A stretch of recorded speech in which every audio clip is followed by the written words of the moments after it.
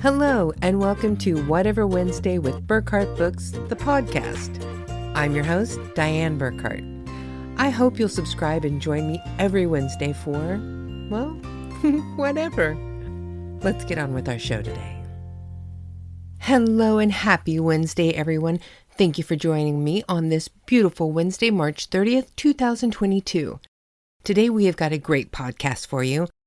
I want to talk a little bit about blended families today. We have personally got an incredible one that I cannot wait to tell you about. We're definitely a little unique. If you follow my blogs, you know I'm actually on vacation right now, spending some time with my family. When I married my husband Pedro, I got a great package deal with him. It included 2 amazing twin stepdaughters who are not identical. Thank you, God, for that one. When we got married, the girls were teenagers, but now they are these gorgeous young women. One daughter came to visit us here in Germany a few times, once as a teenager and later when she was 20. The other daughter never came to visit us until now. This is the first time I'm getting to see her in person. We've had video chats and we've texted, but with her living in Chile and us living in Germany, it has been a real challenge to keep in touch. Plus, we have a language barrier that we have to work with. My husband is from Chile, obviously, and speaks Spanish, English, and German fairly fluently, along with a few other languages that he knows. I personally speak English. I know some German, but it's, as I like to say, mein Deutsch ist Mist. It's like my German is crap. I did study Spanish when I was in high school and a little bit later on when I was in college, but that was like 30 years ago. I've forgotten most of it. I do remember to ask, like, where's the bathroom? That's an important one to know in any language, so I know I tend to keep abreast of that one. But Chilean Spanish is very different from the Spanish that I learned in the U.S. It uses a lot of slang that I have never heard before in my life. Now, Mary, our daughter who is visiting, only speaks Spanish. She knows a little bit of English that she's picked up from TV and some of her family, because a few of the people in her family in Chile speak English too. But mostly, it's Spanish. Google Translate should really be a sponsor for this podcast episode because we have used that so much to have conversations together when my husband gets a little too burnt out to translate for us anymore. You can kind of see that switch flipping in his head when we've had a long conversation and he's had to go back and forth between us for quite a while. You should have seen the discussion when we were talking about what I should do with my hair. I think that one about did him in. Now, today, Mary and I were talking with our Google Translator about how we were surprised that my husband's head has not exploded from all the translating that he has to do for us. You have to understand that for his job, he works mostly in German all day long. Then he turns around and speaks English with me, and then speaks Spanish with our daughter Mary. That can really get to be exhausting for him, having to keep switching languages like that several times in a day. I mean, I cannot even imagine. Most of the time now, when I try to speak Spanish with my daughter, at some point it always switches over to German. I'm really shocked to find that now, for some reason, it's like German has become the default foreign language in my head. So anytime I try and speak a foreign language, no matter what it is, at some point it switches to German. I'm still working on that one. It's kind of weird. Now, hopefully, our language skills can be a little bit better in the future and give my husband a break, because Mary is actually considering moving here with us for a while in Germany.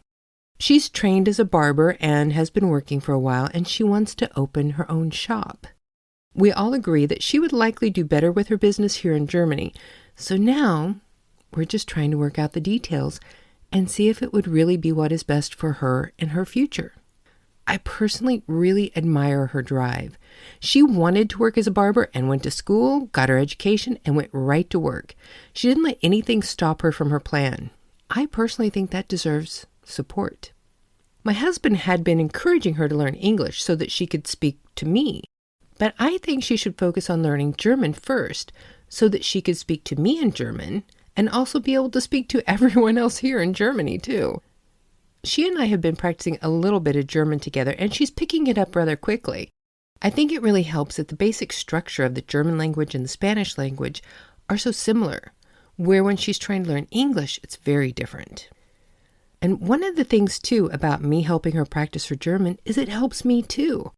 I really need a lot more practice with my German. The last 2 years with COVID, we haven't gone out much, so I haven't gotten a lot of experience speaking to actual Germans in German. I've forgotten a few things, but I'm working to try and get it back. Plus, I told her at any point that she would like to go ahead and add English to her language skills, I would be happy to teach her. I mean, I did work as an English as a second language teacher for a while, so I could definitely help her with that. Now, I'll admit, things were a little bit awkward for us the first week that Mary was here. But then that is really normal. This is the first time we have all been together. It always takes time to get used to one another and settle into any kind of relationship, whether it's a husband and wife or step-parents and a bonus child. Oh yeah, and that's another thing. I feel really weird sometimes referring to her as my daughter because technically I just met her. But I really don't like saying stepchild either because that always brings to mind Cinderella and her evil stepmother. Though I have to admit, being an evil stepmother sounds kind of fun sometimes. That's even my Netflix tag on our family account. But of course, it's just a joke. Although today I did start laughing while she was vacuuming the apartment. Now, she volunteered to do it. I didn't ask her to. I just wanted to get into her bedroom to get the vacuum so that I could do it. And she volunteered to do it for me. You know I love that. So I went ahead and went into the bathroom and started doing my makeup. And I was doing that while she was vacuuming the apartment. And I actually had to start giggling to myself because I felt like for that moment when I was just playing with my makeup and she was doing housework, I did kind of actually feel a little bit like an evil stepmother in that moment. It was kind of fun. Now, there have been some great bonding moments for us. Like today, we were talking about my husband snoring. And last night when she told me that even though I'm only 2 years younger than her dad, I look much younger than him. She thinks I look like he's my sugar daddy. You know I love that comment. Although I have to say I don't think my husband loved it as much as I did. But the point of all of this is that we are working together to blend as a family. We have a lot of things to overcome, like language challenges and social challenges, cultural challenges. With me being a vegetarian, we have food challenges. But we can do it. We are all adults who have goals, and we are willing to put in the work to get where we want to be, and to support each other as we all go on this journey. We may hit a few bumps on the way, but what families don't? It doesn't matter if you're a blended family or actual blood relations. What matters is that you work to build the relationships together, and I think we have got a great start for that. Besides, with her and Pedro both taking 2 nights to cook each week, that frees up way more time for me to write now, and I will never complain about that. And Mary has already proven to be quite a good cook, and she likes my vegetarian cooking so far, so things are going well in that area. I would love to hear from some of you. Do you have traditional families, blended families? Do you have language challenges too, or other issues that I didn't even touch on? I would love to hear from you about your challenges and how you face them as a family. Maybe you could even share them on a future podcast as my guest. But I think now is probably a good time to start with the final chapter in my first novella, Into the West, the Orphan Train. This first book ended up having very long chapters, but in later books in the serial, I broke the books up into more realistic chapter sizes. But after all, this first serial was intended to be a learning experience for me, so I could learn how to write and self-publish books. It has most definitely served me well for that. I have learned a lot doing these. I just learned how to create a box set of books, and with putting the entire Into the West Saga serial into a boxed ebook set when I finished the last book in the serial, which I'm writing right now, Into the West Family Ties. I have learned how to create all the tracks I need to create an audiobook, so I can do the entire serial in audio format once the final book is written. And when I go to write other books in the future, I will have all these skills in place to produce ebooks, paperbacks, hardcovers, and audiobook as we go, instead of having to figure out things in different stages. It's taken me a while to teach myself how to do all of this, but I think it's going pretty well. So let's get on with the final chapter of Into the West, the Orphan Train, written under my pen name, Stephen Burkhart. Here we go. Into the West, the Orphan Train, Chapter 4. The next few days seemed to go by very quickly. Connor became good friends with the twins, Tauncey and Tucker. The pair even started sitting with them for meals. Elizabeth was healing and doing well with her studies. Carrie was helping her study every night before bed. Elizabeth knew Carrie really wanted her and Connor to go on the train so she wouldn't be alone on the trip with Sonia and her friends. Carrie really liked having her own friend for a change. By the time Thursday came, Elizabeth felt certain she and Connor would make the travel list, and she wasn't sure she was happy about that. She wanted to be there for her friend, but she wanted to be near her mother more. When Elizabeth got up Thursday morning, she recited her poem over and over as she got ready for the day. She knew every word perfectly. But she couldn't help thinking, if she forgot a few words, she would be able to stay behind in the foundling home and maybe find her way back to her mother. She wanted to do well for Mrs. Kelly, but she still held out hope of going home. Until now, Elizabeth had been wearing her dark brown dress that looked like everyone else's, but today felt special. So she decided to wear the light brown dress with the blue flowers. After Elizabeth finished getting dressed, she pulled out her blue ribbon and tied it into her hair, making a little bow on top of her head. "Where did you get that ribbon?" Carrie asked. "It's so pretty, and it matches the flowers on your dress." "Mrs. Kelly gave it to me when she gave me the dress," Elizabeth answered. Ever since Elizabeth told Sonia she'd rather be friends with Carrie, Sonia had mostly ignored the girls. But now she was suddenly interested in their conversation. "Why would Mrs. Kelly give you a ribbon? You haven't learned any accomplishments yet. You're only supposed to get ribbons for learning your lessons." Sonia stomped her foot on the last word to give it more emphasis. Sonia quickly came up to Elizabeth and snatched the ribbon from her hair. "I bet you stole this, didn't you, Dizzy Lizzie?" accused Sonia with a sneer.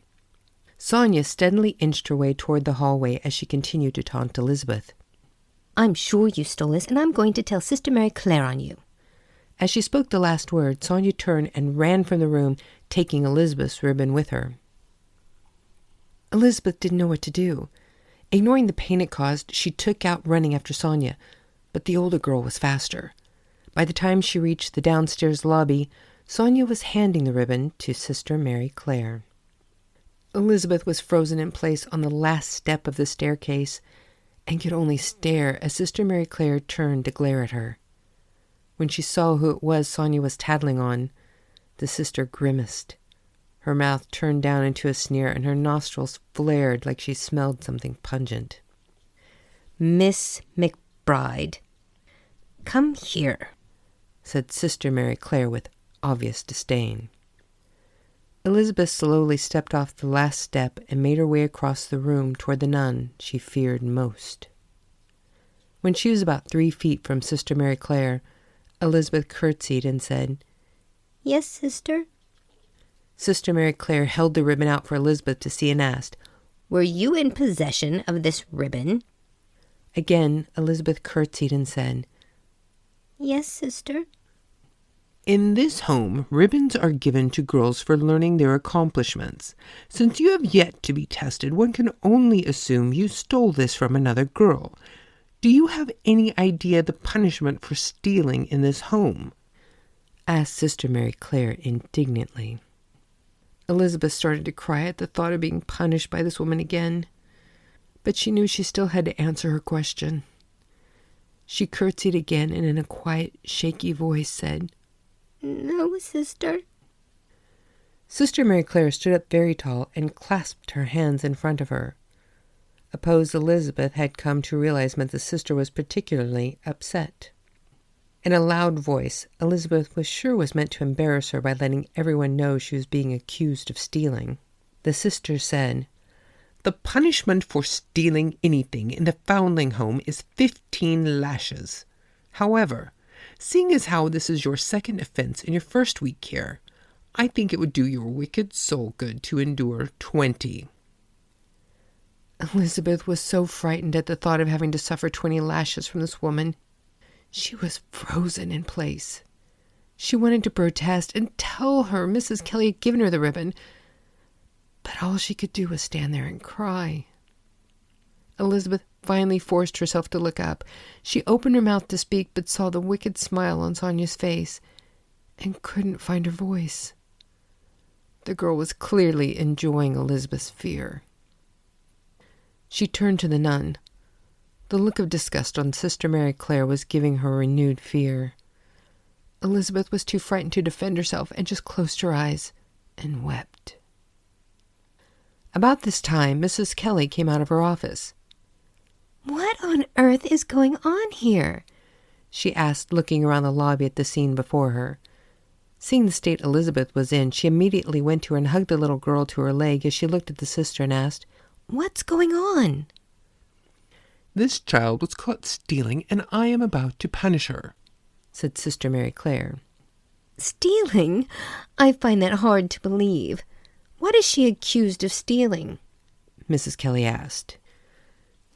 Sister Mary Clare held out the pale blue ribbon she had given Elizabeth. "You are quite mistaken, sister. I gave Lizzie that ribbon myself just a few days ago. I thought it would look beautiful in her hair. The color matched the flowers on her dress so nicely, I wanted her to have it." Mrs. Kelly smiled at the sister and hoped her tone would help diffuse the situation. You know full well ribbons are only given to girls here as a reward for learning their accomplishments. Either you broke the rules or you are covering for the child for breaking them. Which is it? The sister glared at Mrs. Kelly as she waited for the answer. Mrs. Kelly did not appreciate the implication the sister was making. She knew she was treading on thin ice, but she felt she had to defend herself and Elizabeth. "You're right, sister. We are only to give the ribbons that belong to the foundling home to the girls as rewards for their accomplishments. However, that ribbon was my personal property. I gave it to Lizzie as a gift from me to her, and I would appreciate it if you would give it back to her," Mrs. Kelly said as she returned the sister's glare, then added, "Now, please." Sister Mary Clare was obviously taken aback at the way Mrs. Kelly was standing up to her. Most people folded under the older nun's gaze. Not being one to back down, the sister took a step closer to Mrs. Kelly and said in a confident voice, Must I remind you, Mrs. Kelly, you work for the Catholic Foundling Aid Society, which is overseen by the Sisters of the Sacred Heart. You are employed here at our sufferance. If you are not willing to uphold the rules we have set down for the betterment of the foundlings we take in, I can always speak to the Mother Superior about replacing you. With that said, Sister Mary Clare dropped the ribbon on the floor in front of Elizabeth and stepped on it as she walked past them and down the hall toward her room. Elizabeth hugged Mrs. Kelly's leg tighter and hid her face in the material of her dress. Mrs. Kelly stroked Elizabeth's hair as she looked down at Sonia, who was standing off to the side, smiling at the whole scene. "Sonia, I believe you should be in your room studying. Go there now," said Mrs. Kelly, her voice tinged with anger as she spoke. Sonia's face changed as Mrs. Kelly spoke. She didn't lose her smile, but something in her manner became harder and a bit unnerving. Mrs. Kelly was determined not to look away from the girl as she returned her stare, but it was difficult. Sonia didn't rush off like Elizabeth would have if she had been spoken to that way. She just slowly walked past Mrs. Kelly and Elizabeth, her smile frozen in place. Something about it all was decidedly unsettling. When Sonia was out of sight, Mrs. Kelly leaned down and picked up the ribbon. Then she did something she rarely ever did with any of the children. She picked up Elizabeth and carried her into her office. There, Lizzie. Everything's going to be all right now," Mrs. Kelly said as she sat Elizabeth on her desk. Mrs. Kelly sat in her desk chair and looked at Elizabeth. She felt so sorry for this little girl. She had been through so much in such a short time. She knew then there was no way she was going to leave this little girl here at the Foundling Home with Sister Mary Clare while she was gone for several weeks. Mrs. Kelly ran the ribbon through her fingers to wipe off any dirt that might have gotten on it when the sister stepped on it. "Let's put this in your hair, shall we?" Mrs. Kelly asked. She fastened the ribbon around her hair and tied a neat little bow on top of her head. Mrs. Kelly smoothed out some of Elizabeth's more wild curls, then cupped her little face in her hands. "There now. Absolutely beautiful," said Mrs. Kelly. Elizabeth smiled and threw her arms around the woman's neck and hugged her as she whispered in her ear, "Thank you." Mrs. Kelly sat frozen for a moment. Eventually, she relaxed and hugged the little girl back. Elizabeth was still shaking from her ordeal with Sister Mary Clare.